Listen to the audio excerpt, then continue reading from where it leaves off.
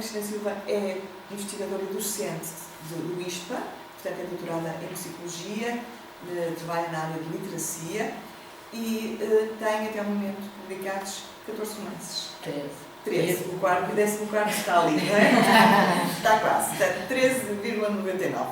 E a obra é realmente vasta. Encontram muitos dos seus livros nas bibliotecas públicas, porque cada vez mais é assim, nem sempre se encontra nas livrarias o que queremos. Os livros nas livrarias correm, há um bocado falávamos disso, e às vezes desaparecem, quando nos vamos procurar, porque outros chegou entretanto. Portanto, quer nas livrarias, quer nas bibliotecas, encontrarão os livros da Ana Cristina Silva. Na UC, hoje em dia. Ou na UC, obviamente. É um bom meio de encontrar aquilo que nós, enfim, precisamos mesmo. Uma coisa é ter o livro na mão, outra coisa é ter que o entregar ao fim de 15 dias. Pronto. Então, a Ana Cristina Silva tem, portanto, livros, vou, por exemplo, enunciar Mariana, Todas as Cartas, 2002, A Mulher Transparente, Bela, Amelos, As Fogueiras da Inquisição, A Dama Negra, da Ilha dos Escravos, Crónica do Rei Poeta Altanitz, Cartas Vermelhas, foi selecionado como livro do ano pelo Jornal Expresso, finalista do Prémio Literário Fernando Namora, O Rei do Monte Brasil, 2012, finalista do Prémio SPR-TP, do Prémio Literário Fernando Namora e vencedor do Prémio Urbano Tavares Rodrigues, A Segunda Morte da Ana Karenina, 2013, finalista do Prémio Literário Fernando Namora.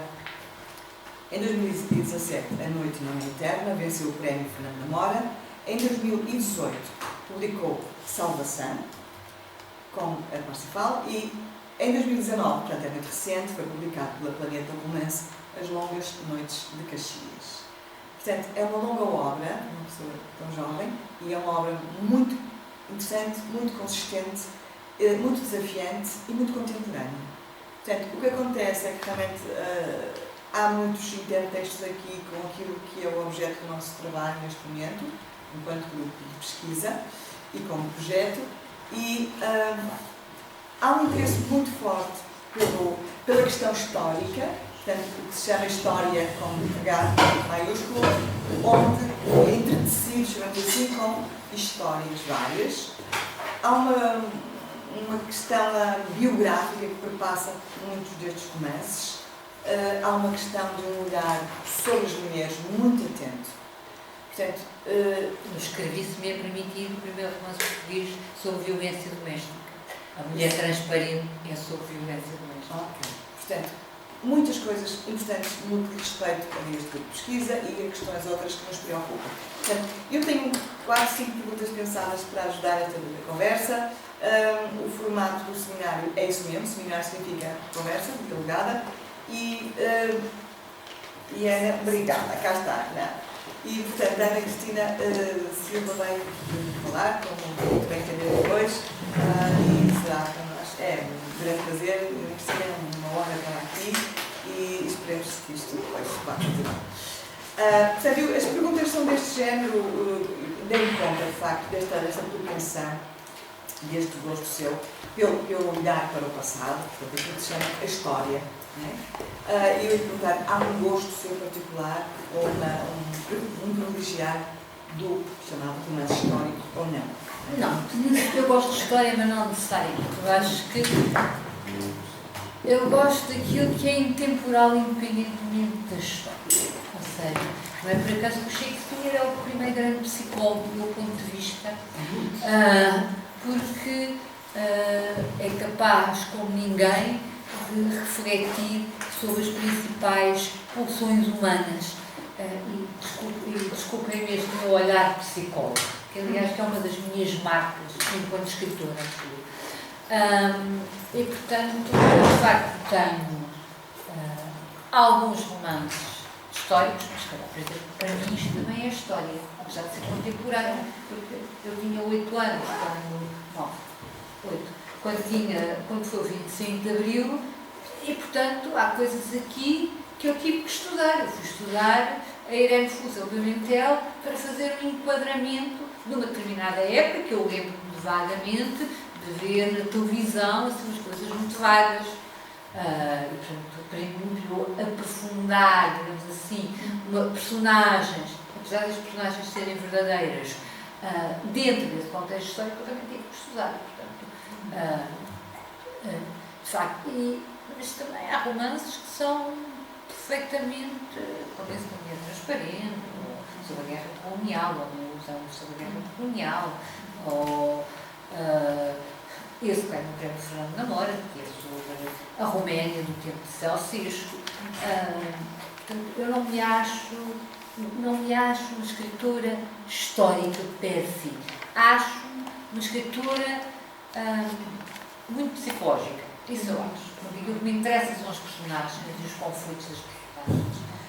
E uma escritora que gosta de escrever sobre situações limite. E se calhar sobre a violência, porque eu tenho medo da violência. E, portanto, eu acho que a literatura deve, citando Cardoso Pires, agitar consciências. E pôr-nos a olhar para quem somos enquanto espécie e aquilo que fazemos. E fazer-nos refletir e negar determinado tipo de realidades. Eu acho que, quando eu digo eu sou psicóloga, apesar de a minha formação base em psicoterapia conselheira, mas eu trabalho na área da educação. Mas quando eu digo que, pelos meus colegas da licença, os meus colegas furiosos, quando digo que aprende-se muito mais sobre psicologia, lendo literatura, do que muitas vezes lendo o DSM-4, não sei se sabe o que é onde tem a listagem das patologias. Porque a literatura fala muitas vezes sobre aquilo que não dizemos aos outros. Que é o pensamento, sobre os sentimentos, sobre a reflexão. E permite uma coisa que o ensaio, um livro histórico não permite, que é, por exemplo, em relação a este livro, que eu acho que era um livro necessário. Permite, sobretudo, não é por ser meu, se fosse outra pessoa dizia exatamente a mesma coisa. É um livro necessário, sobretudo nesta época em que aparecem novas coisas de fascismos. E onde a juventude não sabe rigorosamente nada. Eu perguntei aos meus alunos de mestrado o que é que vocês sabem sobre o fascismo. Havia apito, havia censura. E então, as pessoas que. Isto é uma pergunta que uma das minhas alunas participam. Aquilo que as pessoas sabiam, as pessoas que eram presas pela PIDE eram as que não respeitavam a censura, o que demonstra um desconhecimento total da realidade da época. E portanto, a literatura permite, porque a nossa forma de nos relacionarmos connosco próprios e com os outros, que agora é preciso uma forma, é sempre a narração. Através da narração, a nossa memória cria ficções de qualquer pessoa. A literatura permite que os acontecimentos sejam filtrados pelo leitor, simultaneamente pela dimensão da cognição e da emoção. E isso permite um entrar dentro da realidade, por exemplo, se calhar, a descrição. Tem excelentes livros, que eu li-os todos para fazer este livro, da Irene Fuso ao Pimentel. O livro sobre a PIDE dá uma descrição de dados disto e daquilo das funções, mas que este livro permite mais por ser exatamente literatura. Eu vou, muito obrigada, dizer mais outras coisas, colocar algumas questões que algumas têm a ver com as outras e se calhar é mais simples colocá-las assim. Portanto, uma das coisas que realmente se nota é esse entrelaçar de histórias biográficas e de histórias, digamos assim, reais, entre aspas, com a história. Não é? A história. E isso é muito interessante porque, como nós falámos há pouco, chamado romance histórico é muitas vezes metido numa gaveta e é considerado até um pouco menos interessante. Pertence a uma gaveta, portanto, isso perpassa na sua obra de uma forma muito dinâmica. É uma das questões. Depois, a relação com a Inquisição, isto são coisas que eu fui vendo e não li, obviamente, a obra toda, mas pronto, estou a ler. E o que estou a ler é muito interessante, mostra isto. A Inquisição é um dos períodos que fascina. Né? Portanto, é algo que aconteceu em Portugal que a fascina. É parecido com isto e com aquilo. Tu a pensar nas feiras da Inquisição. Ok. Portanto, é uma outra questão que eu acho que é muito interessante esse olhar por um lado, para 5 séculos atrás, e depois falar da censura, enfim, do que foi o fascismo, etc., tão recente, né? Século XX, em Portugal. E depois, sem dúvida, essa questão do lugar da mulher, né? A mulher na história está, não está, né? É protagonista dos seus romances, por outro lado... É mais protagonista dos meus romances. É muito invisibilizada na história, mas é, sem dúvida, privilegiada aqui. Eu li, e tenho muita curiosidade de ler esse da violência doméstica, porque de facto é interessante que o tenha feito, foi em que ano é que apareceu, Mulher Transparente, 2003. Uma altura em que olhavam para mim, escreve sobre a violência doméstica. Gostava que, se quiser, se referisse um pouquinho a isso, não é? Portanto, esse trajeto, por um lado, essa questão da Inquisição, do fascismo, etc., como matemática, e por outro lado, a questão da história como matemática também, as das biografias, se quiser também, e as mulheres como protagonistas do seu romance. São muitas perguntas. São muitas perguntas. O que quiser. Comecemos pela Inquisição, o fascismo, etc. Há um tipo... Eu estava a pensar nas Fogueiras da Inquisição e neste livro. As Fogueiras da Inquisição é um livro de 2008 em que eu escrevo sobre um inquisidor, curiosamente na primeira pessoa. É uma personagem, Sara. A mulher? Sim, é uma mulher. É a história sobre uma mulher. Sara, que ali inquieta, foi presa pela Inquisição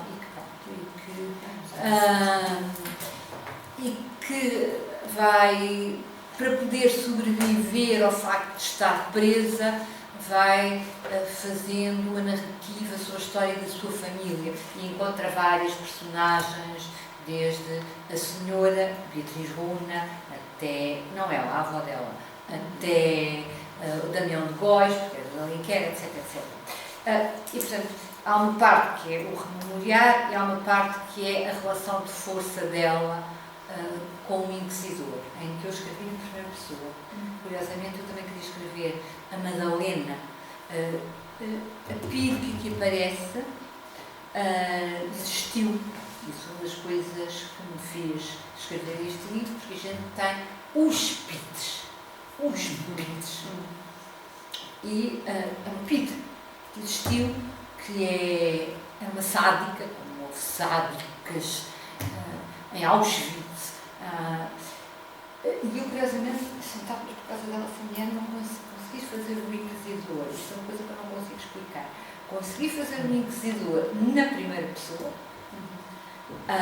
Queria fazer este livro na primeira pessoa, mas não consegui fazer a Madalena na primeira pessoa. Isto falando nos dois livros porque a Madalena, que se chama aqui Leninha, morreu em 2003 de cancro, Helena Oliveira, que era conhecida como Leninha, e o meu inquisidor, e se calhar o marido, o Meireles, da Mulher Transparente, não são assim tão diferentes.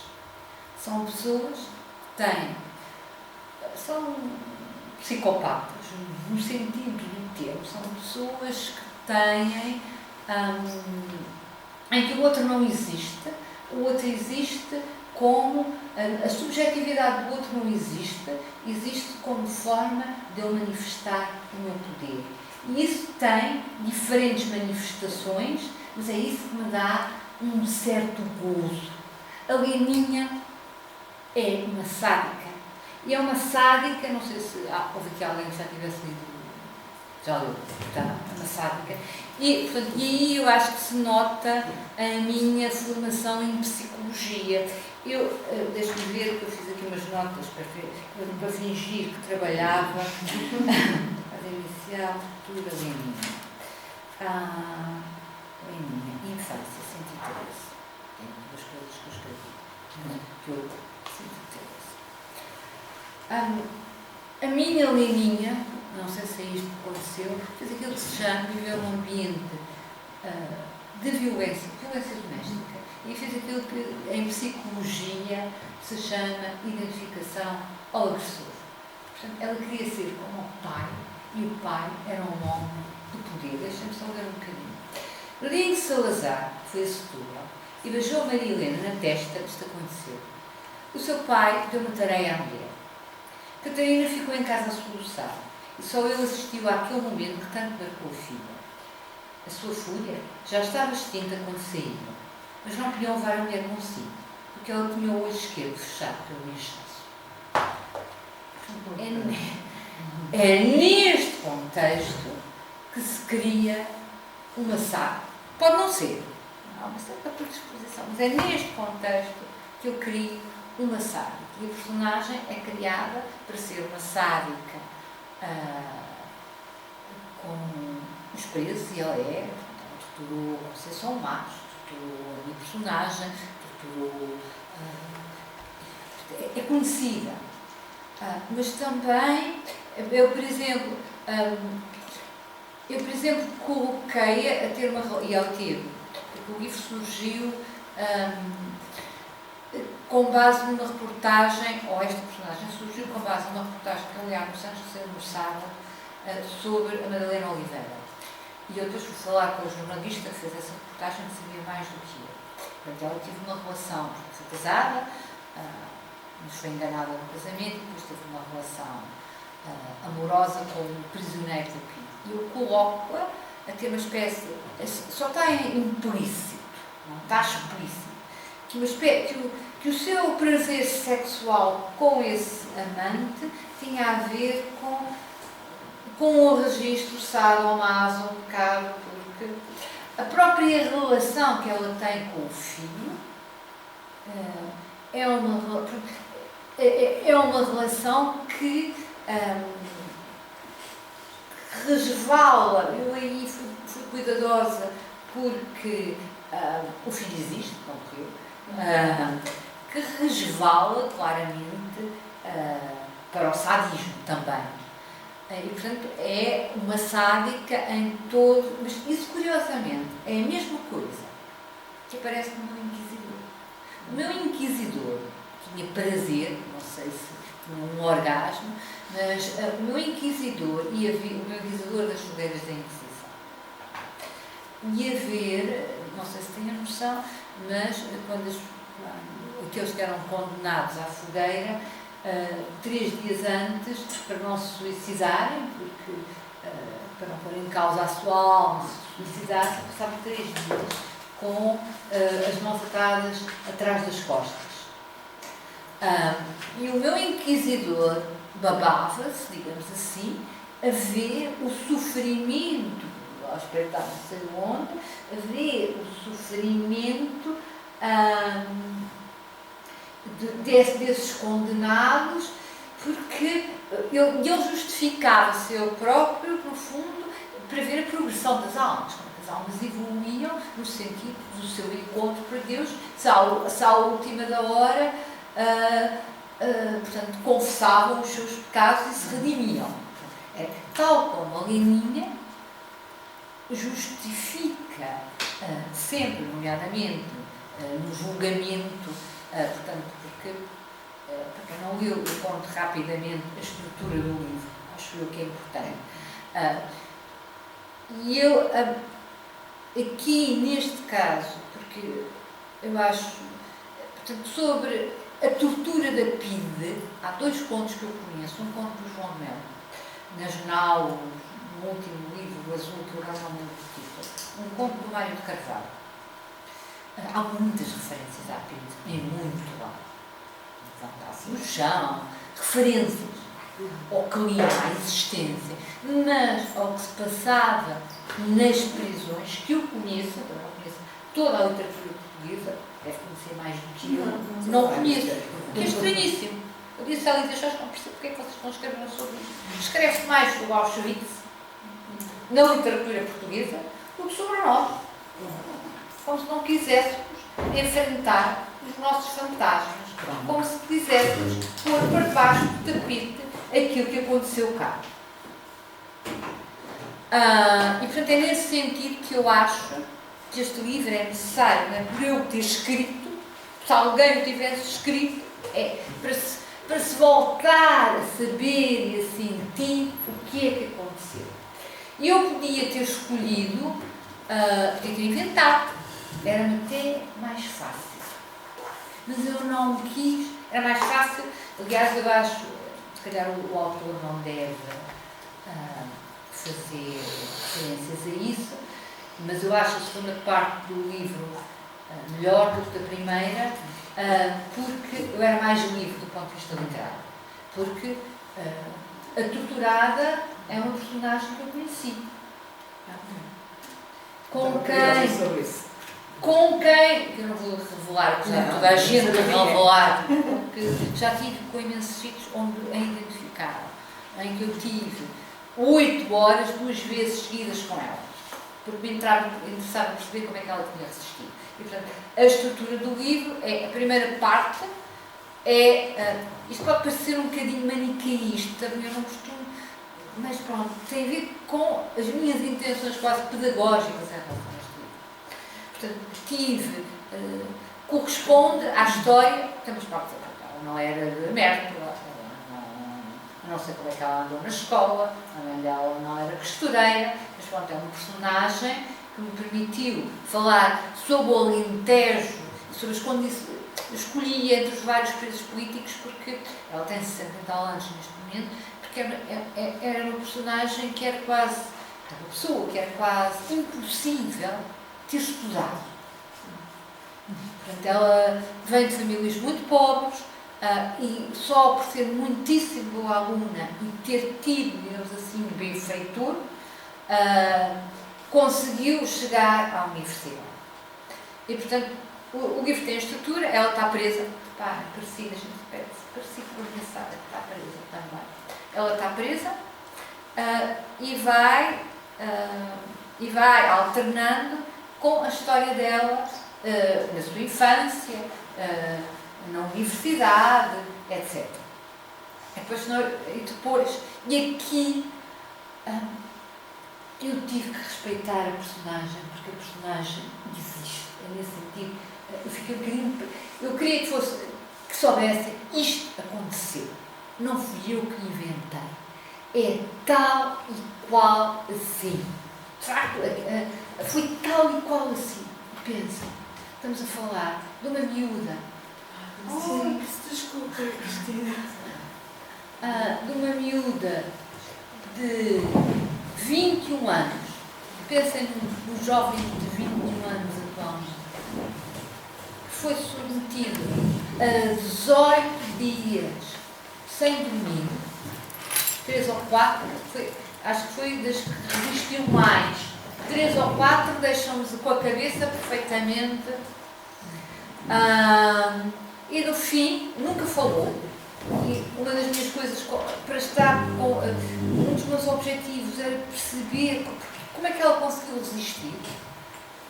E no final levou uma tareia que iam quase matando. Isto em 73, na chamada Primavera Marcelista. E portanto, e depois ao julgamento, que é ficcionado no sentido em que o julgamento aconteceu, eu tive acesso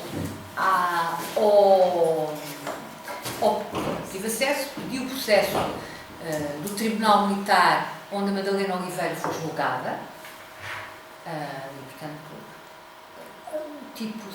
há uma situação qualquer, é o único sítio onde eu explicitamente ponho lá a Madalena Oliveira, porque ela era conhecida por Guininho, e uma das maninganças do advogado era, a Guininho, apesar dela ter sido identificada por entre os políticos, não podia ser ela, porque se chamavam Guininho e ela chama-se Madalena. Eu vi isso escrito. Uma breve referência ao contrário. Só que a minha personagem nunca teve no julgamento. Portanto, é ficcionado. É simpático. E o julgamento é o que liga o julgamento e o facto de uma pensar na outra porque ela resistiu.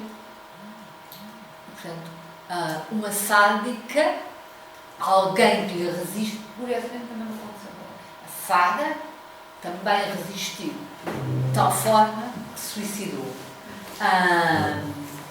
E os judeus não se suicidam. Também há essa oposição nas fogueiras da Inquisição. Só que neste caso foi ficcionado e neste caso aconteceu realmente.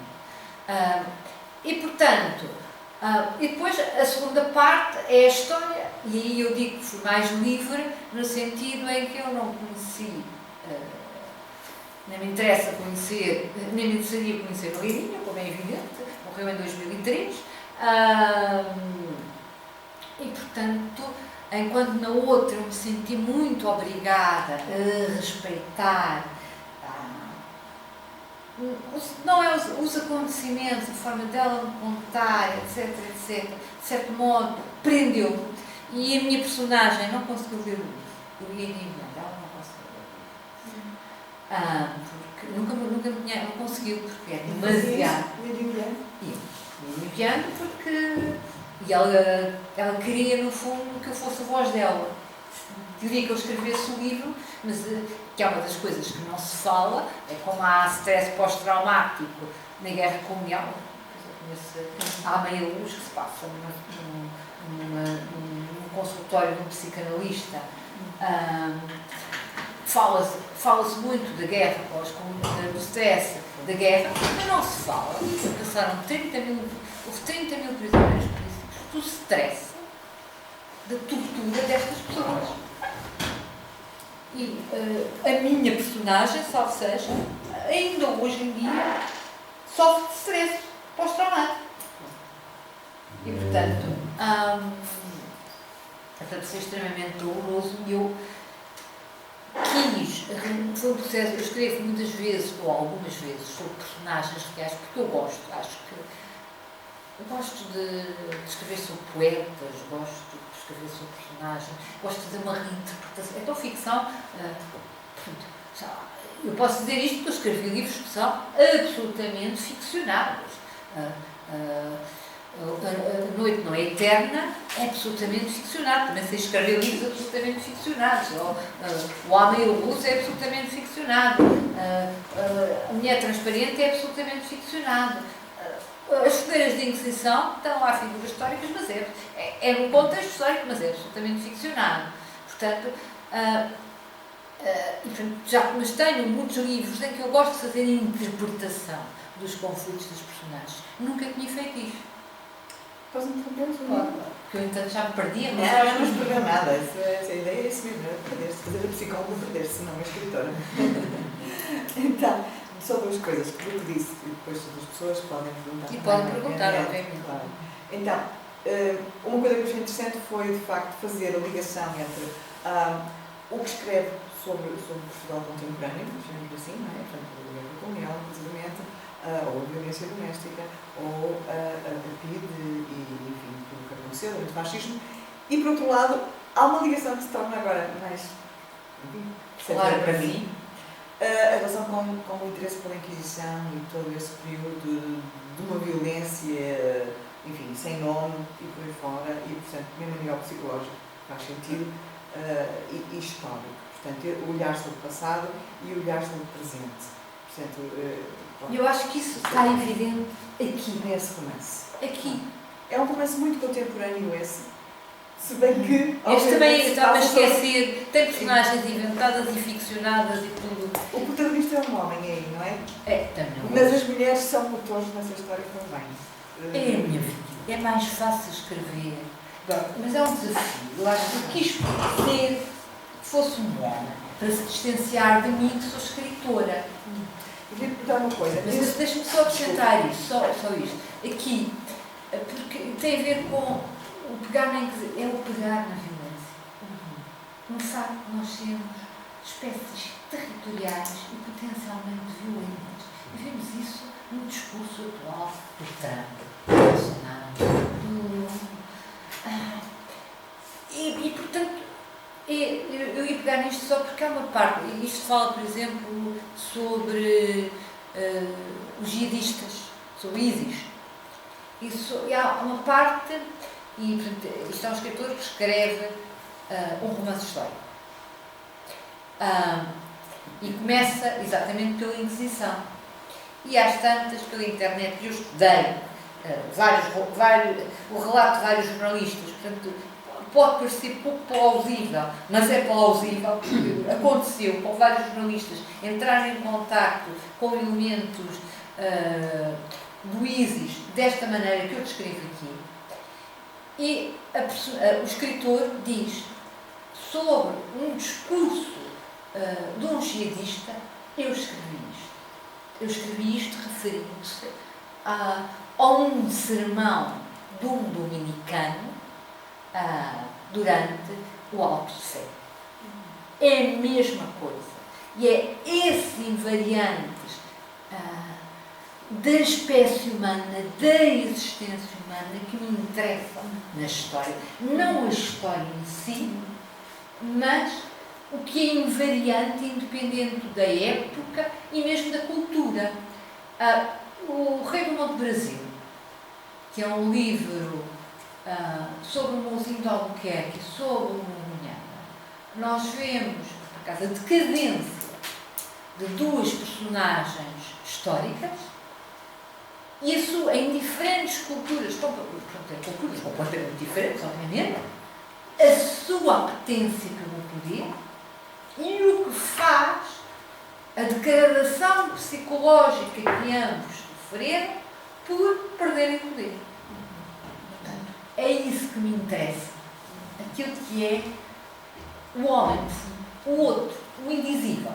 E agora perdi-me em relação à pergunta. Também agora já queria perguntar outra coisa, mas não quero perder de vista, queria dizer a seguir. Mas só então entre parênteses. Há uma coisa que é muito forte aqui e que se calhar é menos forte lá, no outro romance, mas que é muito forte, que é a questão dos sentimentos, da lealdade e do amor. É muito forte. Porque aqui as duas histórias, a super contemporânea e enfim, é do tempo da Inquisição, tem a ver com uma questão que é a questão do luto. Mas o luto pressupõe amor, não é? Porque exatamente. E eu estudei as fases, e é psicólogo. Eu estudei as fases do luto para escrever isto. Na Mulher Transparente perguntaram muitas vezes, falou com mulheres, aliás, primeiro perguntaram se eu, a minha doutora na altura, perguntaram se eu era vítima. Mas eu estudei o processo psicológico, o ciclo de violência que se fala atualmente. Eu estudei na altura para compor a minha personagem. E, portanto, tenho esta, nesse O Homem e Luz, todos esses livros que eu estou a falar, O Homem e Luz, a Mulher Transparente foi reeditada, os direitos de autor revertem. Portanto, eu estudei o stress pós-traumático da guerra colonial. E, portanto, esta minha vertente existe também, ou seja, e se calhar é uma das coisas que me marca enquanto autora. Não terei a linguagem, eu tenho uma grande admiração pela Ana Margarida de Carvalho, eu não terei a linguagem da Ana Margarida de Carvalho, mas tenho a marca da densidade das personagens. Porque isso eu tenho, se calhar fica-me mal dizer isto, mas é uma imagem de marca. As minhas personagens não são desenhadas só, têm vivências internas e têm conflitos. Falta uma coisa sobre a palavra. É assim, o que me parece é que, recordo nos seus romances, há uma questão muito importante nos dois, que é a palavra como catarse. Exatamente. A escrita do romance, aqui nas Longas Noites de Caxias, vou dizer isto porque parece também asneira. É uma catarse, que ainda está a precisar de ser feita, como disse, e é um olhar sobre o passado português que sente que está ainda muito por fazer, e este projeto nós consideramos que é um projeto importante porque, de facto, nos obriga a olhar sobre muitas coisas que são muito dolorosas. Exatamente. Eu li uma data de livros dolorosos destas férias. E na Salvação, o livro de medicina, não é? O livro de ciência que o Jacob, não é? Agora também não me lembro o nome das minhas personagens. E o médico, porque esta é do médico que sofre, não é? Pela Inquisição, está a escrever, simultaneamente uma necessidade que ele tem, catártica, de deixar um legado ao mundo, que é sobre si próprio, sobre a sua vida, e a palavra aí também é catarse. É engraçado, um romance, a linguagem liberta nos dois romances de modos diferentes, não é? Pronto, sempre que eu queria dizer. Até a minha a origem como escritora começou assim. Ou seja, há algumas entrevistas, e há que na Bessa Luz diz que isto não era tão raro quanto isso. Eu comecei a escrever o meu primeiro romance, tinha 35 anos. E tive uma paixão e um desgosto de amor por um estrangeiro, que tal como o meu primeiro romance, chama-se Mariana, não existe no mercado, chama-se Mariana Todas as Cartas. Eu sou a Mariana Alcoforado. Portanto, o tema foi uma catarse para mim. Agora, o que eu acho é que e a palavra é sempre uma catarse, no sentido em que as nossas emoções são em bruto, têm manifestações corporais, transformamos em sentimentos, e os sentimentos transformamos em palavras, que são as nossas memórias, e reorganizamos a nossa vida. Isto é válido para qualquer pessoa. Não coloquemos os escritores acima dos comuns mortais. Agora, o que o escritor faz, se calhar, é isso de uma forma mais elaborada num discurso escrito. E, de facto, nesse romance, salvo muito mais do que neste, porque os escritores têm esta coisa de depois escreverem 500 mil livros, colocar personagens que são escritores, que é uma forma de escrever sobre a escrita. E neste livro em concreto, temos a escrita como um processo de salvo. A mulher diz-lhe, a mulher tinha cancro, estava para morrer, e diz-lhe, como a última palavra escreve um romance, vai ser a tua salvação. Apesar disto ter vários níveis de salvação, tem muitos níveis de salvação. E eu acreditava na ciência. É por isso que escreve sobre um médico. Porque a ciência falhou. Mas a religião também falha. Também vai falhar. E, portanto, não só isso, mas para um leitor muito sofisticado, eu queria que se visse a projeção, para a maior parte das pessoas, se calhar, será duas histórias que avançam paralelamente. Para mim, é muito mais do que isso, pelo menos eu trabalhei nesse sentido, que é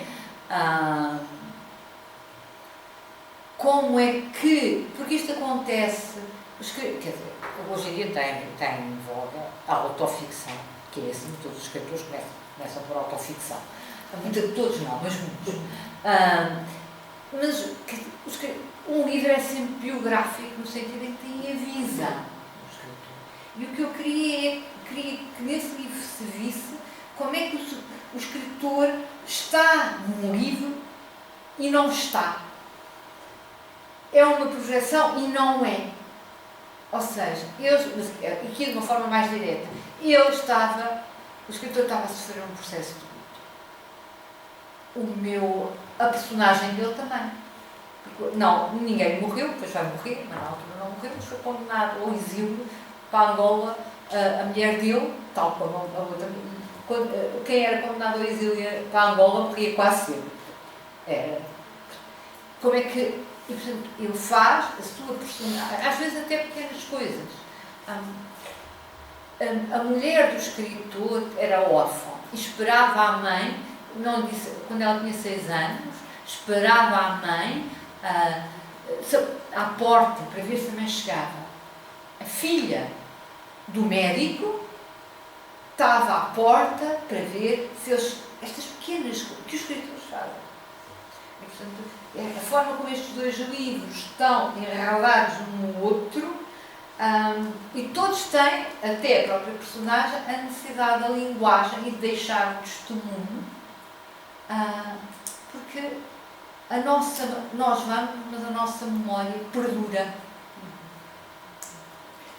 Desculpa, como a Isabela Figueiredo, como olha para o seu romance. Isabela Figueiredo. E é uma pergunta que eu faço, mas são vocês. Eu estou a fazer mais perguntas hoje do que normal, porquê? Porque de facto não foi fácil encontrar os livros e por variedíssimas razões, porque não é normal o formato destes seminários. Hoje eu estou assim de entrevistadora, que não é assim. Mas gosto, é divertido. Então, e só por esta questão, muita gente aqui do grupo trabalha. Dulce Maria Cardoso, O Retorno, foi também um romance catártico, de algum modo. Para ela, não é? A Gorda. Sim, agora, mas sobretudo esse por causa da questão de, enfim, dos retornados, da questão histórica em Portugal. O Isabel de Figueiredo, não é? Isabel de Figueiredo, os cadernos de memórias coloniais também. Também. Também está na borda, aliás, é? eu por acaso vi os 2 livros seguidos, há coisas que se estão vê alguma proximidade entre o seu romance, enfim, nesse sentido, esse olhar sobre Caxias e sobre a PIDE e eu não tenho nada. Portugal recente, ou não? Não. Eu não tenho nada, não venho de uma família politizada sequer, não, ou seja, portanto, no caso delas, quer a Dulce Cardoso, quer a Isabel Figueiredo, viveram aquele processo. Não tenho, o único catártico no sentido pessoal foi mesmo Mariana todas as cartas. Que ainda por cima o Chamili, não sei se sabem, mas o São Simão dizia que o Chamili era estúpido. Eu também achava que o meu objeto de amor era. E portanto aí sim, foi um fenómeno catártico, diretamente. Agora. Sim, mas desculpa, o dar a palavra a, quando, como muito bem disse, há muito pouco escrito sobre a PIDE e sobretudo mulheres torturadoras e mulheres torturadas, é nesse sentido catártico, se calhar não estou a usar bem a palavra, mas dar a voz, dar a palavra a uma sombra, a algo invisibilizado. Sim, nesse sentido eu ia dizer, pronto, mas no caso delas é pessoal. É pessoal. É um catártico coletivo que eu acho que tem que ser feito. Não se pode perder a memória. E eu acho que a memória se está a perder. Acho que a memória se está a perder. Não é, as minhas alunas disseram, professora, a gente está muito mais no nazismo do que no fascismo. Não sabemos. Não sabe. Não tem noção. Aquele Portugal que vem aqui descrito, deixem-me ver, este Portugal que me permite, está muito mais maravilhosamente descrito no Levantar do Chão, obviamente. Nem me quero comparar. Não sei lá, página 28.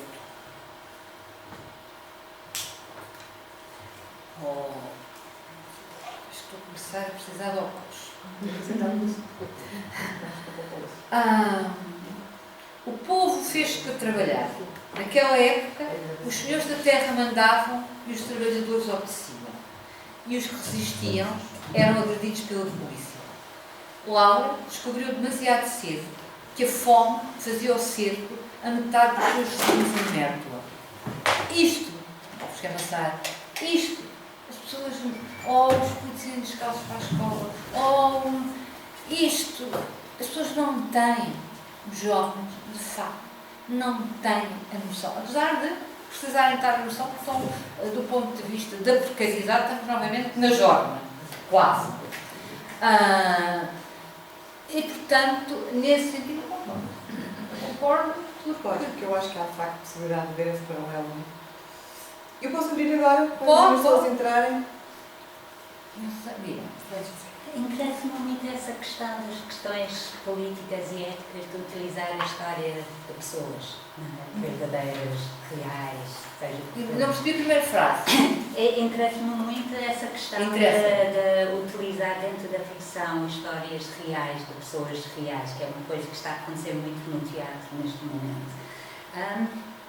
Onde é que são os limites entre o que é que se pode ficcionar de uma pessoa verdadeira, real, e há coisas que acha que não se pode ficcionar ou não há limites nesse sentido? Depende. Uma coisa era esta pessoa viva, que podia, apesar de não ter lido, aliás, eu acho que até lhe fazia bem ter lido, mas pronto, agora não pode isto não ser e aí os meus limites são muito estreitos, porque apesar de ver sempre para além do contexto, como é que eu acho, eu por exemplo ficcionei isto, como é que eu acho que ela conseguiu resistir, mas a forma como o apresenta é ficcionada, e por outro lado se calhar não é. Eu tive a conversa com ela e eu percebi duas coisas que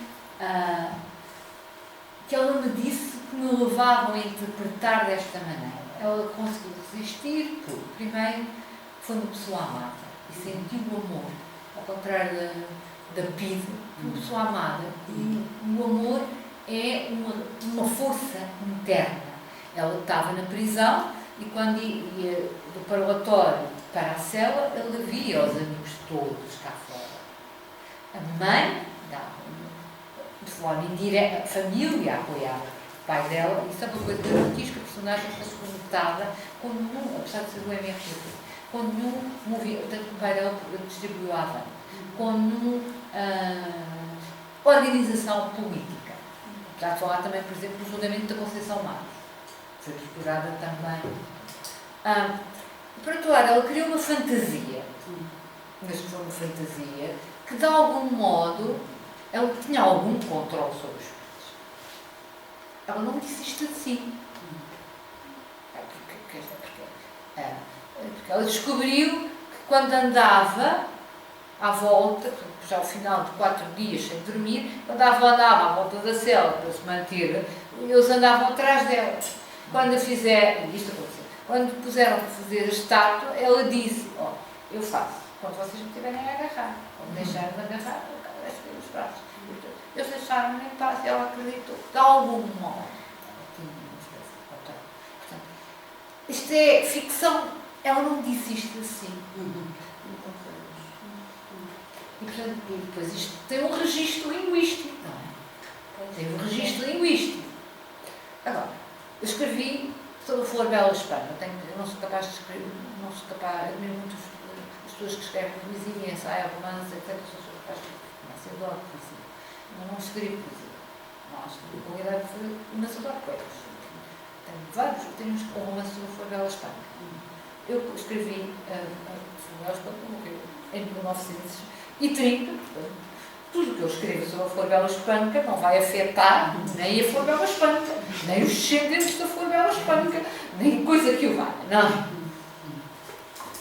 E eu escrevi isto, no Alto Psicólogo, eu escrevi um livro sobre a Flor Bela Espanca, que um dia espero reeditar, eu adoro esse livro, modéstia à parte, com base na hipótese que a Flor Bela Espanca seja uma borderline. Não sei se sabe o que é uma borderline. Portanto, o borderline tem uma patologia de abandono. Somos todos um bocadinho. Sim, mas não de aquela forma. E a patologia de abandono faz com que, portanto, ela tenha que fantasiar formas de amor, por um lado, e por outro lado, tenha muita raiva em relação ao desamor. E as circunstâncias da Flor Bela Espanca, conhecem, a mãe dela ia amamentar a Flor Bela Espanca à casa da madrasta, não iam as condições ideais para criar uma criança, digamos assim. E portanto, eu ficcionei, estudando a poesia da Flor Bela Espanca, estudando os diários da Flor Bela Espanca, estudando biografias da Flor Bela Espanca. É bela. Portanto, aí é plausível. Plausível, não é? Não tive limites nenhum, não impus limites.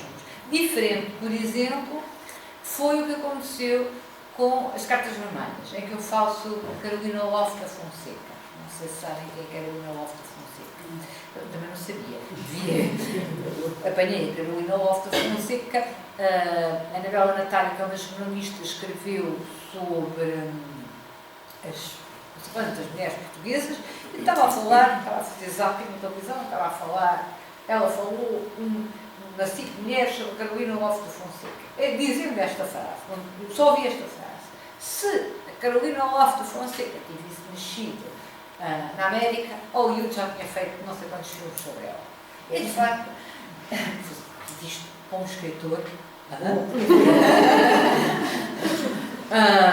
E de facto, Carolina Lofe da Fonseca morreu em 1999. E é uma história fabulosa, porque era uma comunista. Ela nasceu em Cabo Verde, a estudar nos anos 20 para Portugal. Entrou para o Partido Comunista, foi presa, teve uma filha comunista, depois foi para a União Soviética no tempo das purgas e deixou lá a filha. Depois esteve na Guerra Civil Espanhola, depois voltou, só não foi fuzilada porque foi confundida, como esta parte por acaso não sei se inventei, não estou fora de sério, não sei se inventei. Só não foi fuzilada porque agora Foi confundida com uma prostituta. ok. Por acaso não tenho certeza. Voltou, foi libertada, voltou a Portugal, falou, estive a trabalhar com o Álvaro Cunhal, foi presa, na altura que o Álvaro Cunhal foi preso, e na prisão apaixonou-se pelo Pide e viveu com ele 10 anos. Uma história fabulosa, mas por acaso o livro fugiu, o que me fez escrever este livro foi esta última parte, claro. Mas o livro fugiu completamente. Eu achei aquilo e o livro acaba por ter, e essa é uma das coisas que uma das coisas que eu acho que também me caracteriza, não tanto nisto, nem quem me prende Fernando da Mora, mas neste já, que é eu gostar de manipular as estruturas narrativas. Não gosto de histórias a direito, como diz a minha mãe. Quando leu A Noite Não É Eterna, virou-se para mim, finalmente escreve-se uma história a direito. E, portanto, por exemplo, nas Cartas Vermelhas, é um livro. O livro começa com ela a encontrar-se com a filha, como ela deixou na União Soviética, e depois não a pôde ir buscar por causa da Segunda Guerra Mundial. A encontrar-se com a filha em Berlim. Encontrou-se em Moscou, por acaso, nos anos 60. E alguém que é abandonado, claro que não seja de circunstância for, pela mãe, não perdoa. E, portanto, aquilo está escrito, e ela, novamente, a escrita, como fator redentor. Aquilo está escrito, e, portanto, ela é feito numa viagem de comboio, de regresso, depois de se encontrar com o filho, em que ela vai parando em vários sítios onde esteve, e vai escrevendo a história na terceira, dela própria, na terceira pessoa, assumindo a identidade, os vários nomes que ela teve, Carol, e os vários nomes, que eu já não sei de qual era separado, passagem, os vários nomes que ela teve na clandestinidade. Portanto, cada capítulo responde a um nome, e portanto, aí eu não tive o cuidado que devia ter. Também fui livre. Conheci a história, não há muita coisa. Eu queria inventar aquilo que eu entendesse mais ou menos isto. O que foi extraordinário e assustador foi a filha do primo que ele levou para o Partido Comunista, já uma senhora idosa, que eu bem gostaria de ter conhecido antes, veio falar comigo. E depois disso, foi tal e qual como você escreveu, isto foi muito... Pronto, nomeadamente na relação mãe-filho. E isso foi muito assustador para mim. Às vezes a ficção é mais real que a realidade. Bom, mas estas são as duas situações. Agora, por exemplo, eu escrevi um livro também passado no século XVI sobre também novamente por causa das questões interculturais, a gente sabe muito pouco, que é a Dona Simula Godinho, da Maneira da Vida dos Escravos. Dona Simula Godinho é uma senhora filha de São Tomé e Príncipe, que é muito conhecida em São Tomé e Príncipe, até disseram que eu fui a São Tomé e Príncipe, porque é mentira que eu fui a São Tomé e Príncipe, não tenho essa oportunidade nunca fui. Mas estudei um livro do século XVI sobre a flora em São Tomé e Príncipe. Mas ela é uma família rica, de cruzamentos, dos filhos dos judeus que foram levados em 1492 para São Tomé, e uma família negra de escovagistas. E ela depois apaixonou-se por um branco, por um nobre, e veio para Lisboa. E tem, foi por aí que eu comecei, a única coisa que há que se sabe, de facto, o testamento está publicado pela Misericórdia de Lisboa. Portanto, aí eu pude inventar o Pilhão na Real Gana. Quer dizer, sabia estas coisas e permitiu falar, aí está um papel catártico, permitiu falar uma coisa que eu acho que é pouco falada, que é o papel de Portugal em relação à origem do escovagismo. Questões quentes, Sim, eu gosto. Esta é uma entrevista em que eu disse que eu acho que a escrita, isto é um bocado neorrealista, sou pela Franca do Sei, apesar de não me identificar com o neorrealismo, mas identifico com esta função do neorrealismo, que a escrita tem que ter uma função política, de agitar consciências, como dizia o próprio Spinoza. A frase não é minha, mas é uma frase que eu gosto. Ainda em relação à questão que a Francesca colocou, há pouco disse que teve mais liberdade na segunda parte do livro porque ela já não era viva. Não, é porque não a conhecia, mas é porque era pedida, por exemplo. É uma questão de respeito, exatamente, se calhar, não é? Porque não merece o respeito que merece a torturada. E isso influencia a sua visão de escritora. Há também uma emoção... Não, aí neste caso tem a ver com o facto de eu conhecer a minha personagem. Eu nunca conhecia a minha personagem, eu nunca tinha feito isto. E volto a repetir. Okay. Eu podia ter... Eu tanto fazia isto assim, como de forma ficcionada. Eu podia ter inventado isto tudo, se quisesse. Mas eu acho que deste livro, para mim, tem um efeito pedagógico. Se eu olhar para aquela jovem, peço desculpa, se calhar não são as mais jovens que estão aqui, eu quero. Não são as jovens. Mas os jovens não gostam de ser apontadas como jovens. Sabem que nós gostamos de ser apontadas como jovens. Se calhar tem uma visão genérica sobre o que é que aconteceu na estrutura, no Aljube, em Caxias, uma visão, sabem o que aconteceu? Sim, na pele, na carne. Se calhar sabem mais o que aconteceu em Auschwitz. Não? Na carne, na pele. E, portanto, eu para ser mais... Não é por acaso que a maior parte dos artigos, dos livros de Auschwitz também se baseia em personagens reais. Não. E, portanto, eu quis que fosse uma presa política real. E isso prendeu-me do ponto de vista literário. Porque eu tinha que respeitar completamente. Não podia andar para ali e me anotar aquilo que pudesse na real bolha. Na PIDA, tendo em conta os factos históricos, aliás, devo dizer, eu nunca, algumas pessoas já identificaram, a minha personagem Salazar, eu nunca, como eu disse, ela não era de Mértola, eu disfarcei-a na medida do possível. Mas os PIDs, o nome dos PIDs que aparecem aqui são os PIDs verdadeiros, não disfarcei nada. Fez pesquisa em relação a essas pessoas, em relação aos PIDs, os PIDs que aparecem, fez pesquisa para... Direto foi ao Pimentel. Foi só isso. E esse é suficiente. Bem, tem tudo. Tudo. Tem um livro deste, um calhamaço.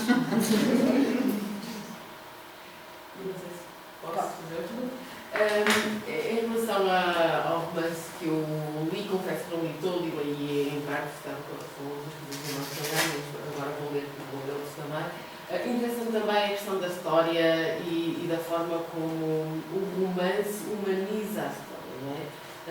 Porque, sendo eu de letras, na verdade, o meu acesso à história sempre foi muito mais através do romance, se calhar, do que através da leitura de livros de história. E, de facto, o romance tem essa capacidade de nos fazer ler e também conhecer a história, mesmo que não seja um romance histórico, não é? E que eu acho que é o caso, na verdade, é um romance histórico, mas ao mesmo tempo a gente tem acesso à história. Está a falar da salvação agora? Não, estou a falar de Caxias. Das longas das Caxias. Pronto. A questão da psicologia das personagens, de facto, torna a história mais humana no sentido em que nós nos podemos identificar com aquelas emoções. E, de facto, esse trabalho psicológico é poderoso, não é? No seu caso também é muito evidente. E nós emociona, de facto. Eu emocionei em partes do livro. E queria que ficasse incomodada. Incomoda e emociona, não é? E isso é importante para nós conseguirmos também apreender a história. Portanto, É aquilo que eu disse logo ao princípio, a narrativa e a literatura têm esse poder que um ensaio ou um trabalho científico não tem, que apreende simultaneamente com a cognição e com as emoções. E, portanto, o seu nível de compreensão da realidade, ou de uma realidade plausível, é completamente diferente. Isso é muito importante.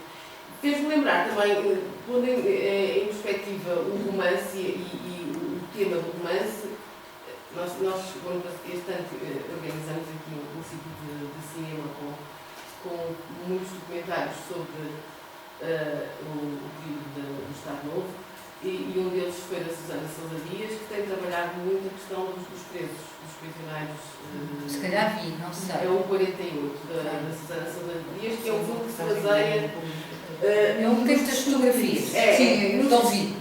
Nos testemunhos, não é? E os testemunhos que lá vêm são isto. Exatamente. São isto. Isto, só que os testemunhos não têm a tal coisa. É um testemunho. Não tem. Exatamente. Não tem esse poder que eu gostaria que o meu livro tivesse em relação. Porque é uma história, é uma narrativa. E não tem os dois lados, só o lado. E tenta compreender também as motivações das pessoas, não é? E o que está por trás. Isso é muito bom.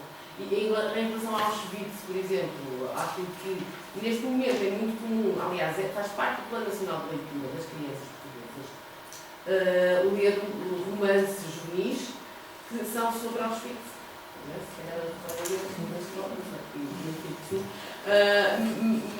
Nomeadamente Ilse Losa e outros.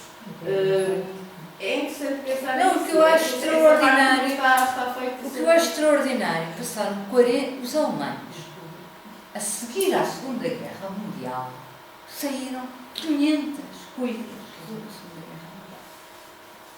E são as barbaridades que fizeram. Aqui não existiu nada. Deste ponto de vista, houve sobre a guerra colonial, nomeadamente, sobre a guerra colonial. Diga. Eu vou tentar fazer comentário mais ou menos articulado, não vai ser articulado. Mas primeiro sobre a questão da geração. Eu não acho que seja a nossa geração, apesar de nós não sermos. Não, é a geração abaixo dos 40. Ok, não sei se é tanto uma questão geracional, porque os meus avós negaram a existência da PIS e negaram a existência. Sim, porque não nos podemos esquecer que há uns anos, naquela votação que se fez, qualquer que tenha sido o resultado, se tenha sido a sério ou brincar, Salazar foi a figura mais importante do século, uma coisa assim. É verdade. Há uma geração que era pobre, sim, mas que, como vivia em meios rurais, onde a informação não chegava, talvez tenham ignorado o carnaval e todas estas questões, da mesma forma que as pessoas negavam que os campos de concentração na Alemanha estavam lá. E o facto porque não querem estar envolvidas ou porque não querem lembrar essas pessoas histórias. gostam de criar bandeiras, óculos que as ponham. A origem do ensaio da cegueira do Saramago. Não sei se será geracional, a nossa geração terá outras inquietações, certamente, e olhará para trás de outra forma, mas eu acho que ainda, relativamente à visão da Alemanha, estamos a falar de outro tipo de país, de outro tipo de realidade, de outro tipo de classe que escreve sobre as coisas, porque isto tem que ver muito com classe também. E se calhar, se nós continuarmos a negar que a nossa processo colonial foi duro e violento, e se continuarmos a negar que a nossa ditadura foi dura e violenta, então não há necessidade de escrever sobre isso, porque ela afinal não fez então mal. Pois é, contra isso, contra isso que escrevi isto. Discursos. E houve uma coisa há pouco que disse que era interessante, que eu achei interessante, que era que queria escrever sobre alguém muito sádico na primeira pessoa, mas como é que vocês escreveram sobre essa parte eu partilhei um enigma para mim. Foi-me, devo dizer, As Fogueiras da Inquisição foi o meu segundo romance e teve 5 anos parado no computador. Eu era jovem, portanto, eu não frequentei. Isto para mim, eu adoro fazer este tipo de coisas, porque a minha vida real não é deste tipo de coisas. Eu faço, não é feita deste tipo de coisas. A literatura é, digamos assim, uma faceta clandestina da minha vida. Quem escreveu os livros todos é uma grande clandestinidade. Posso não parecer aqui, mas sou uma rapariga discreta. E quando eu não frequentei cursos de escrita criativa, ando um pouco numa literária, como eu costumo dizer, o trabalho. Dou aulas na universidade, faço investigação científica, etc. etc. E, portanto, quando eu escrevi As Fogueiras da Inquisição, foi o meu segundo romance e eu lembro, de vez em quando existe, este livro é bom demais para mim, é uma questão de baixo autoestima, e o livro teve parado 5 anos, mas na primeira versão, eu lembro-me de ser porta fora e pensar, mas quem é que pessoa sou eu para escrever este inquisidor? Porta fora, eu escrevi à noite. Lembro-me, porque eu estava com um ar tão esquisito que a polícia veio estava eu moro ao pé de uma escola, estavam lá a fazer, passa só uma coisa, tá. Mas consegui fazer para um homem, para uma mulher. Eu não consigo explicar isto. Eu tentei na primeira pessoa, mas não consegui. Não sei explicar. Portanto, podia ser uma questão de limitação literária, mas eu já o fiz. É como se eu não quisesse que as mulheres fossem assim. Mas esta vez pôs uma mulher PID, não é? Portanto, há uma mas forma isso também, sim, mas eu quis, aliás, eu quis que fosse uma mulher PID. Porque eu acho que a maldade está distribuída em termos de género. Mas a jargão é o retorno do reprimido, não? Nem sei. Repare que a minha PID tem preocupações feministas. Ai, que E mas ela queria progredir na polícia, não tinha. Aqui é Bélgica, não é? Não, tem a ver com os constrangimentos da época. Ela queria ser torturadora e foi datilógrafa durante 7 anos. É evidente, foi maltratada. Foi torturada. E que interessava as conversas com os homens para ouvir as torturas, as coisas da tortura que eles faziam.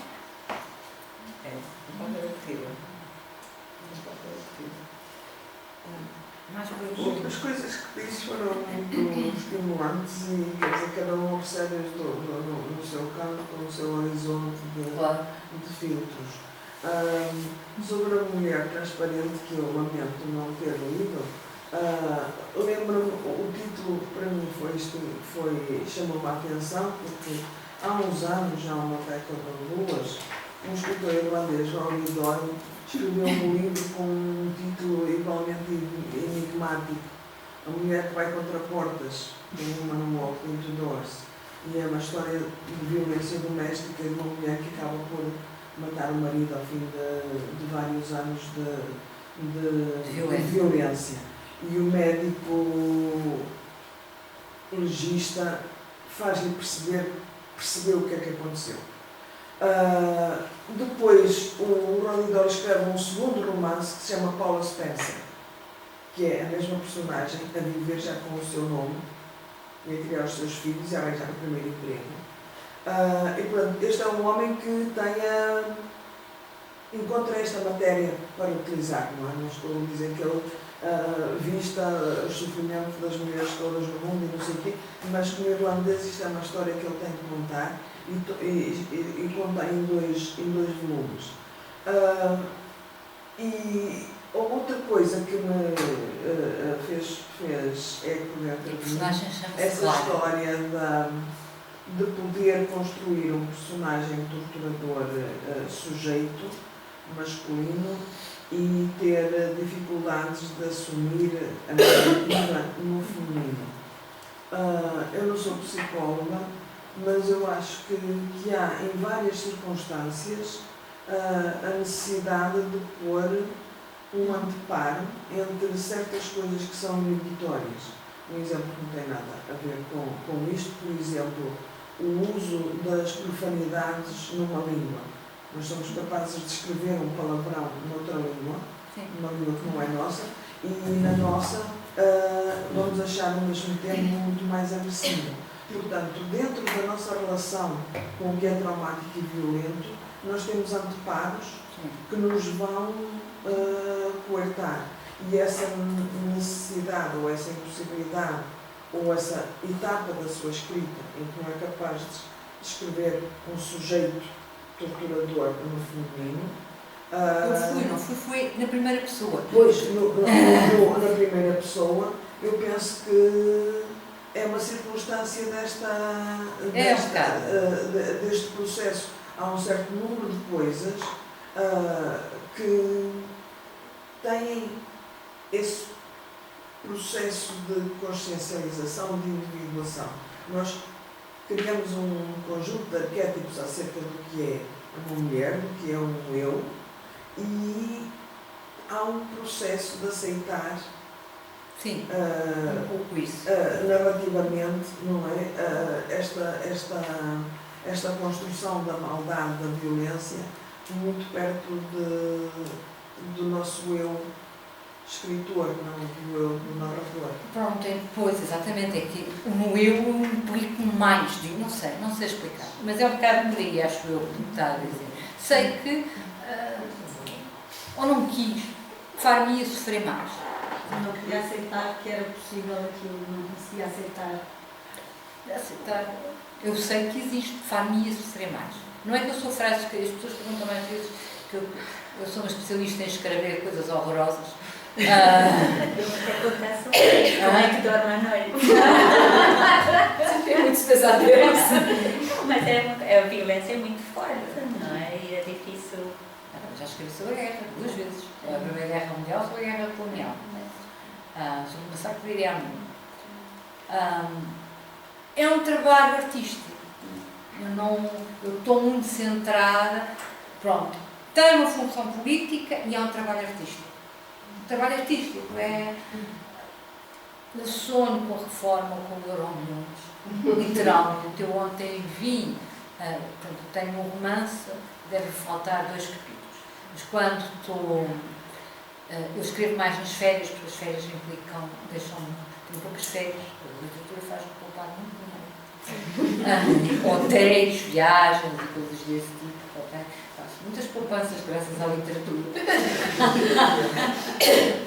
Porque a literatura precisa de um espaço, é trabalho e devaneio. É trabalho e devaneio. E precisa de um espaço de devaneio. E quando se é ocupado com cluster analysis, análises factoriais, dessa distribuição de serviço docente, responder a alunos que o horário não está não sei o quê. Um espaço de devaneio torna-se mais complicado. Eu faço as coisas depressa demais, despacho-as para ver se naquele espaço em que eu fico. Ninguém compreende isto. Talvez vocês. Mas ninguém consegue compreender. Eu dissesse isto, não fazia ideia do que é que eu estou a falar. E portanto, eu gosto deste espaço de devaneio, que eu acordo de manhã e penso não sei o quê, que eu vou andar e vejo. Que eu não faço esquemas, só que eu faço. Gosto não sou muito conhecida, apesar de ter os prémios, porque a literatura hoje em dia tem muito a ver com marketing, com redes de associação e agentes, essas coisas.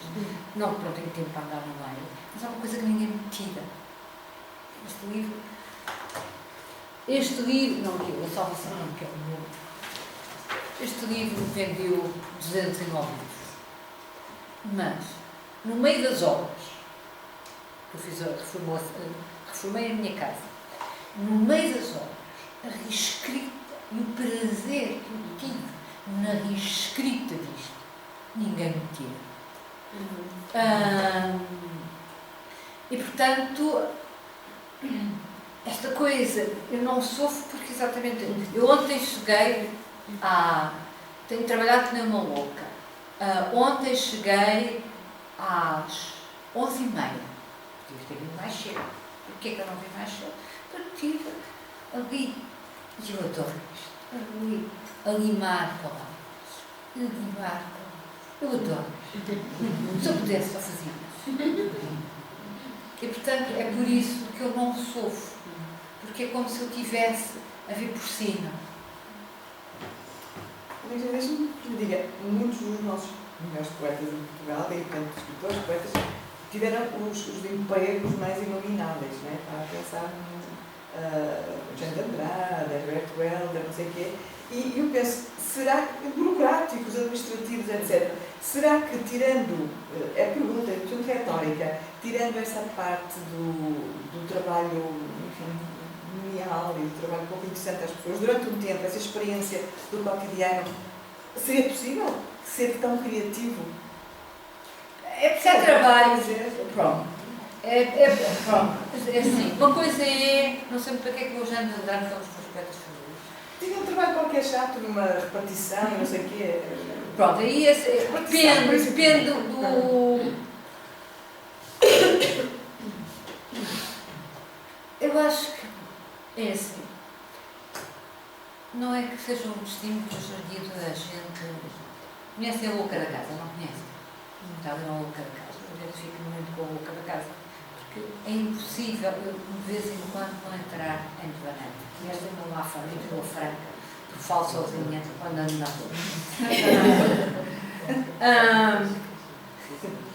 E, portanto, há um espaço em que a pessoa está ali e depois tem que ir para ali.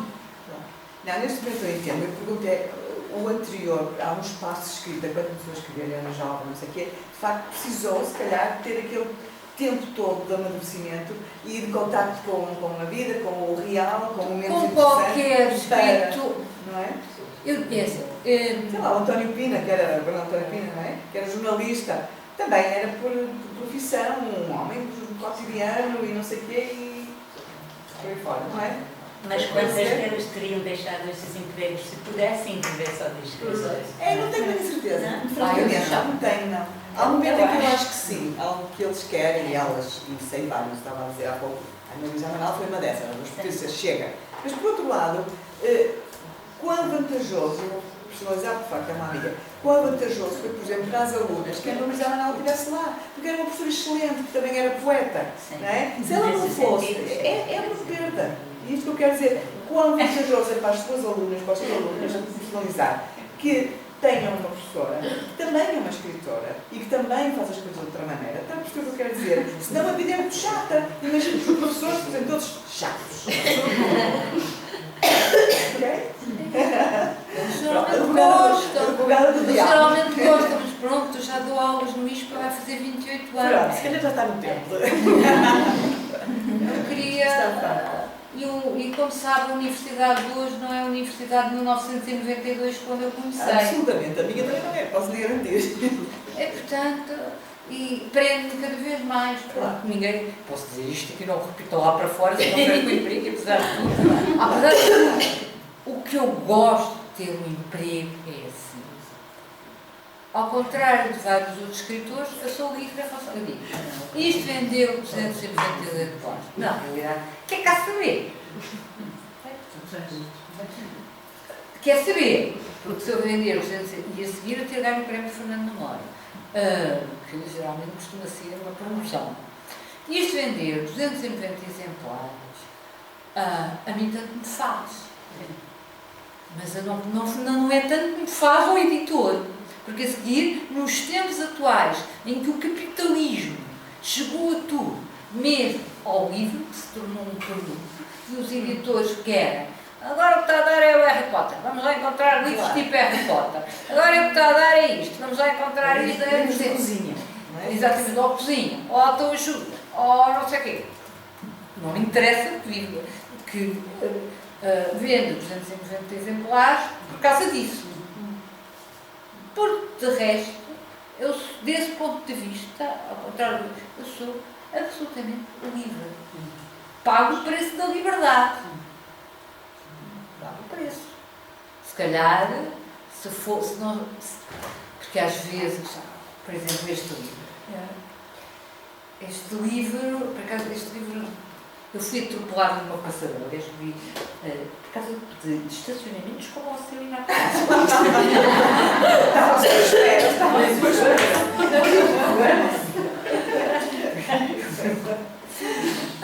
Há 2 anos. E tive uma lesão no hemisfério, não se nota nada hoje em dia, mas tive uma lesão no hemisfério esquerdo, que é o hemisfério da linguagem. Aliás, eu dou psicologia da linguagem, parecia que vi os modelos de processamento da fala na minha cabeça, porque confundia, portanto, devem ter alguns de vocês a noção, talvez de área linguística, não sei o quê, há uma espécie de processo de ativação que é simultaneamente fonológico e lexical, e portanto o nosso cérebro ativa, eu vi isso, eu confundia palavras que ou dentro do mesmo campo semântico, ou que tinham sequências fonológicas parecidas. Em vez de dizer passadeira, podia dizer passageira, coisas assim. O que, como escritora, foi horrível. E, portanto, uma das coisas que eu fiz, e por isso este livro é muito especial para mim, talvez por isso aquela coisa das coisas, parece o livro, eu fui atropelada em setembro e tive uma proposta de edição deste livro para este editor em dezembro. E este livro foi a minha salvação. Porque a redação e as provas e a reescrita, inclusive por causa do seguro, fui obrigada a ir, não te dizer estas coisas porque eu sou psicóloga, não era psicóloga, não percebe nada, só sabe uma regia massiva e que mandava fazer coisas absolutamente estúpidas com palavras que passavam por uma noite, isso era capaz de fazer. E portanto, este livro para mim é muito especial, e foi uma coincidência, já se chamava a salvação e foi a minha salvação. Mas pronto, isto tudo em relação, portanto, isto para dizer que se calhar, por exemplo, posso ter sido muito apressada, podia ter tido mais como este, porque este foi o primeiro livro pós-traumático e eu queria ver se era capaz a mesma. E portanto às vezes estou muito cansada, não estou, aquilo não é, eu não sei como é que é os outros, não é chegar e começar. Eu utilizo um truque, por acaso descobri sozinho, mas vi o Paul Auster a dizer que utilizava o mesmo truque que eu, que é escrever e saber o que é que vem a seguir. Ou seja, vou seguir logo para não tem cá, não sofro, não tenho angústias, não tenho síndrome de ecrã em branco, essas coisas. É diferente uma pessoa que. Porque isto é um trabalho. Eu acredito muito naquela coisa que o Picasso diz que a inspiração apanhou-me sempre a trabalhar. Isto é trabalho. Coisa qualquer dá trabalho. Tem essa vantagem do devaneio, de viver outras vidas, de poder sonhar, de poder viver uma chatice, mas eu estou noutra. Ou digamos assim, por isso é que eu falei na Olga da Casa, é a possibilidade de criar uma obstinação controlada. E isto é bestial. Não. Sem tomar copos que eu não bebo, nem não, estamos ali naquela coisa, por isso é que eu tenho uma família de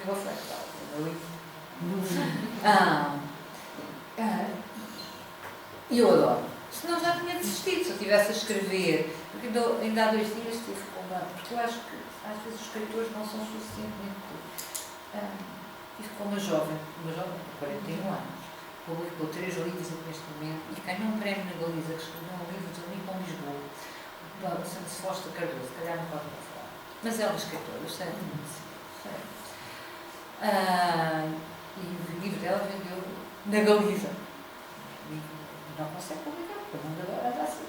Os editores andam assim. E esta coisa, e eu dizia, não vai ser, talvez estava a tentar consolar, estava a falar daquela frase do José Saramago, quando perdeu o prémio da cidade de Lisboa, que é para mim estará reservado. E eu acredito um bocadinho nisso, mas é este prazer, mas no fundo também, como eu digo, ninguém, se calhar muitas de vocês Cristina Silva, que é a minha amiga, no Facebook. Assim eu conheço a sua cara, não sei de onde. Conhece-me pessoalmente? Não, então vou fazer confusão. Pronto, para ninguém não conheço, não conhecia, certas Cristina nunca tinha visto. E metade de vocês não ouviram falar de mim pela professora Gabriela, metade não. 90%. Eu tenho 13 livros publicados, 2 prémios. Portanto, tem com marketing, com distinção, tem a ver com o facto de eu ser negligente na gestão da minha carreira, porque sou negligente na gestão da minha carreira. Exemplo de negligência é os meus primeiros livros serem publicados como Cristina Silva, e eu depois mudei para a presença e tenho lá um livro que é o meu best-seller, Como Ensinar a Estudar. Vendo um livro que se chama Como Ensinar a Estudar, que vendeu como a caraças, peço desculpa. E onde com outra colega minha, e onde eu estou, Ana Cristina Silva, e puseram nas folhas de inscrição, foi o primeiro livro que eu publiquei pela presença Ana Cristina Silva, e eu não reparei. Isto é um indicador do facto de eu ser negligente. Ninguém faz isto. E, portanto, isto faz com que eu estou ocupada a trabalhar. Tenho não sei quantos alunos, tenho mestrados, tenho doutoramentos, tenho teses para ler, tenho artigos para escrever, etc. E, portanto, não posso... E o meio literário é um bocadinho em circuito fechado. É um bocadinho em circuito fechado. Deixa-me só voltar um bocadinho àquela questão que a Ana levantou, não temos muito tempo mais, que me parece de facto importante, a questão das gerações e não sei o quê, e uma coisa que eu te vi ali, muito recentemente no público, não me lembro de outro escritor, alguém que está a trabalhar sobre o problema da guerra colonial, a descolonização, etc. E ele dizia assim, eu estou a fazer isto, é um projeto porque o meu professor de História mentiu. Basicamente, o meu professor de História mentiu, que é um bocadinho a questão da Ana, não é? Nós todos, e não somos só nós cá, é isso que eu também queria acrescentar. Isto é, onde houve, poderia pensar no caso da Alemanha, poderia pensar no caso dos países onde houve ditaduras, o Brasil, a Argentina, o Chile, não é? Os livros de História, do modo geral, e os professores de História, em alguns casos, não todos, como perdoam os outros que não mentem. A ficção, por sua vez, não mente, no modo geral. O que é que acha disso? Ou é uma metade? Os que não mentem, porque há uns que também mentem. Os que não mentem. O seu livro não mente. Não, o meu livro não é. Não é um livro de história, estávamos a falar há bocado. História e histórias, não é? E a metaficção historiográfica e tudo aí, pronto, no fundo. Isto de facto é um livro de história. Porque as histórias não mentem. Não. E a Ana Cristina acabou de nos dizer que de facto a sua personagem, o protagonista, não foi. É um personagem real. Por exemplo, eu não sabia, quando li o livro, obviamente tive suspeitas, há personagens aí que eu identifico, mas a dela não. Podia completamente ser ficcionado.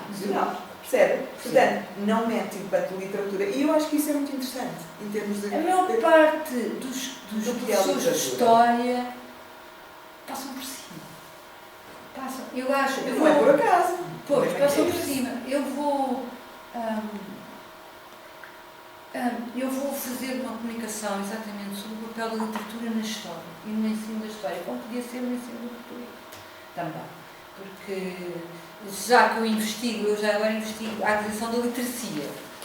As minhas investigações sobre as dificuldades da aprendizagem da leitura, as questões dos erros ortográficos e de produção textual. E uma das coisas que eu acho fundamental é o prazer. E, portanto, o prazer. E a literatura não mente e faz entrar. Não mente, quando eu digo não mente, porque há uns que mentiram. Também se pode utilizar a literatura para mentir. Mas eu acho que isso aí, e desculpe voltar aqui para nós que estamos aqui também no contexto da literatura e que muitas vezes nos questionamos, nós fizemos um projeto uma vez sobre isso, qual é o papel da literatura, o poder da literatura e a literatura do poder, chamamos assim. Um projeto extraordinário. Eu também acho. Mas foi difícil arranjar financiamento. Tivemos por um ano da Gulbenkian, e isso foi bom. Mas na realidade é essa a questão, no fundo a literatura, mesmo em tempos de censura, mesmo em tempos de opressão, mesmo em tempos de Inquisição, de fascismo, a literatura não mente. de algum modo, pode estar camuflado, pode estar disfarçado, não.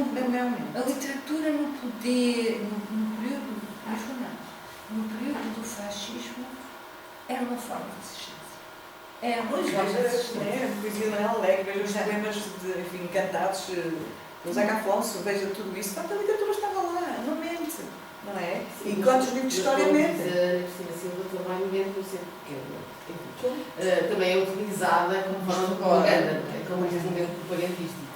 Foi durante o Estado Novo, não é? Mas que eram pois era nesse sentido que eu estava a falar. Não mente, aos que mentem. Pode ser usada para. Era nesse sentido que eu estava a falar. Sim, estamos a generalizar. Gostava de. Será que me dá uma oportunidade? Obrigada.